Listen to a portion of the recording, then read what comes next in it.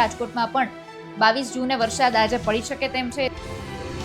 સરદાર સરોવર નર્મદા ડેમની સપાટી વધીને 126.79 મીટર આસપાસ પહોંચી ગઈ છે. હજુ પણ ગુજરાત રાજ્યના ઘણા બધા જિલ્લાઓ એવા છે કે ત્યાં માત્ર છૂટો છવાયો વરસાદ, હળવો વરસાદ, માત્ર એકાદી વાર વરસાદ આવ્યો છે.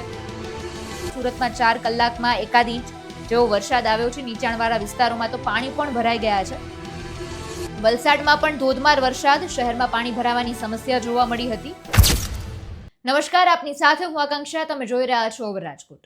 ચોમાસાની વાત કરવી છે, હવામાન વિભાગની આજે વાત કરવી છે, પણ આમ તો જનરલી સામાન્ય રીતે ચોમાસાની શરૂઆત 15 જૂન આસપાસ થઈ જતી હોય છે. જૂન મહિનાના વચ્ચેના ગાળાની વાત કરીએ તો એ સમયગાળા દરમિયાન ચોમાસું બેસી જતું હોય છે. પણ અત્યારે 22 જૂન આજના દિવસની વાત કરીએ, હજુ પણ ગુજરાત રાજ્યના ઘણા બધા જિલ્લાઓ એવા છે કે ત્યાં માત્ર છૂટો છવાયો વરસાદ, હળવો વરસાદ, માત્ર એકાદી વાર વરસાદ આવ્યો છે. અમુક જિલ્લા, અમુક તાલુકાઓમાં તો વરસાદ પણ નથી આવ્યો, એટલે હજુ પણ ચોમાસાની શરૂઆત નથી થઈ. પણ સમાચાર મળ્યા 21 તાલુકામાં 6 થી 10 વાગ્યા આસપાસમાં વરસાદ આવ્યો છે, નોંધાયો છે વરસાદ. આજે વહેલી સવાર એટલે કે 22 જૂનથી ક્યાંક ચોમાસાની શરૂઆત થઈ હોય આવા સમાચાર છે, કારણ કે સુરત શહેર આસપાસના વિસ્તાર એટલે કે વલસાડ, નવસારી, ઇટાળવા, જમાલપુર, તાપીના વ્યારા, વાલોડ સહિતના ગ્રામ્ય વિસ્તારોમાં ધોધમાર વરસાદ પડ્યો છે.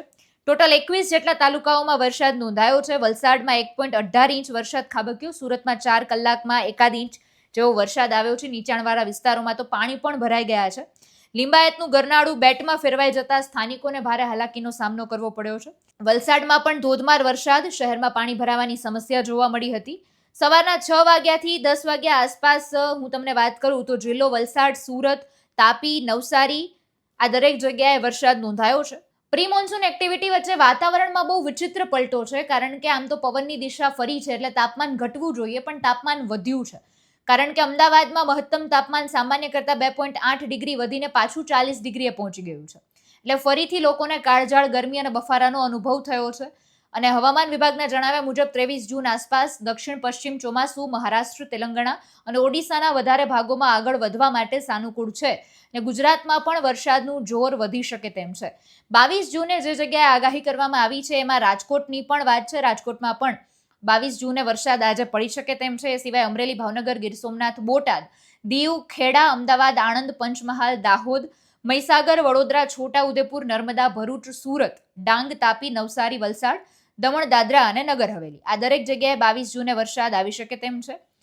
એટલે અત્યારે આ સમાચાર મળ્યા છે, એટલે વરસાદને લઈને આ સમાચાર મળ્યા છે. ત્યારે બીજી બાજુ હું સરદાર સરોવર ડેમની વાત કરું તો સરદાર સરોવર નર્મદા ડેમની સપાટી વધીને 126.79 મીટર આસપાસ પહોંચી ગઈ છે. ઉપવાસમાંથી 16.775 ક્યુસેક પાણીની આવક નવી જોવા મળી છે. મુખ્ય કેનાલમાં પીવા અને સિંચાઈ માટેના પાણી છે એ 16,223 ક્યુસેક પાણી છોડવામાં આવ્યું છે.